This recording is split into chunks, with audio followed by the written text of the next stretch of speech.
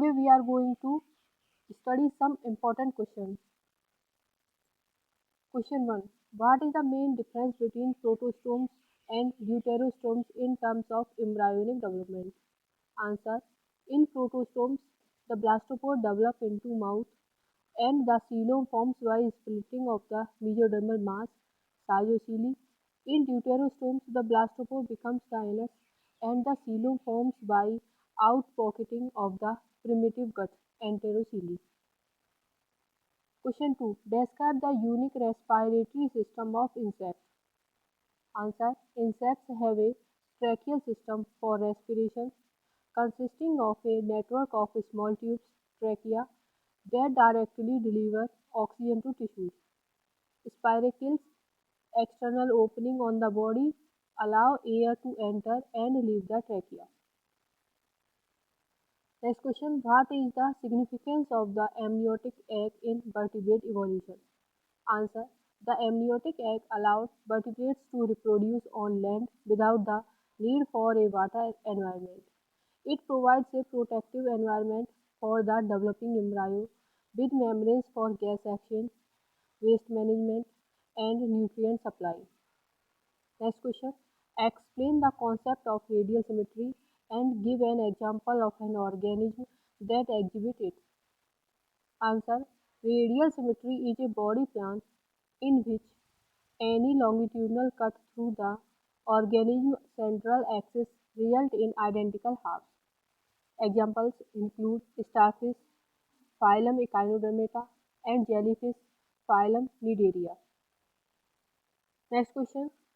How do cnidarians capture their prey? Answer.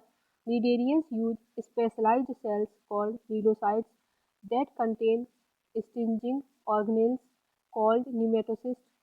When triggered, nematocysts release toxins to immobilize prey. Next question. Define cephalization and its evolutionary advantage. Answer.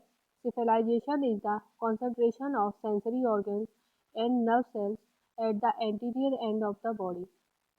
This allows for better sensory processing and directional movement, advantageous for locating food and avoiding predators. Next question. What is the role of notochord in chordates? Answer. The notochord is a flexible, rod-like structure that provides support and defines the primitive axis of the embryo.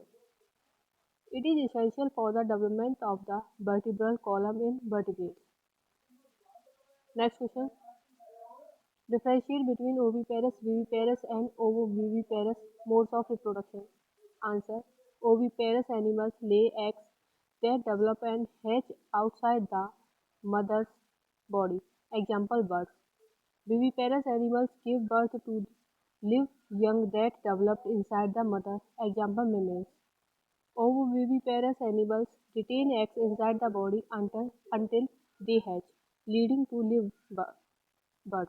Example some reptiles and fish. Next question. Describe the countercurrent exchange mechanism in fish gills. Answer. The countercurrent exchange in fish gills allows for efficient gas exchange. Water flows over the gill filaments in the opposite direction to blood flow within the filaments, maximizing oxygen uptake and carbon dioxide removal. Next question. What are the distinguishing features of arthropods? Answer. Arthropods have a segmented body and exoskeleton made of chitin, jointed appendages, and a ventral nervous system. They undergo molting to grow. Next question. Explain the significance of the water vascular system in echinoderms. Answer. The water vascular system in echinoderms such as starfish is used for locomotion, feeding and gas exchange. It consists of a network of hydraulic canals and tube feet that function through hydraulic pressure. Next question. How do monotremes differ from other mammals? Answer. Monotremes such as the platypus and echidna lay eggs instead of giving birth to live young. They also have a cloaca, a single opening for excretion and reproduction, unlike most other mammals. Next question. What is Batesian mimicry? And provide an example. Answer. Batesian mimicry occurs when a harmless species evolves to imitate the warning signals of a harmful species to avoid predation.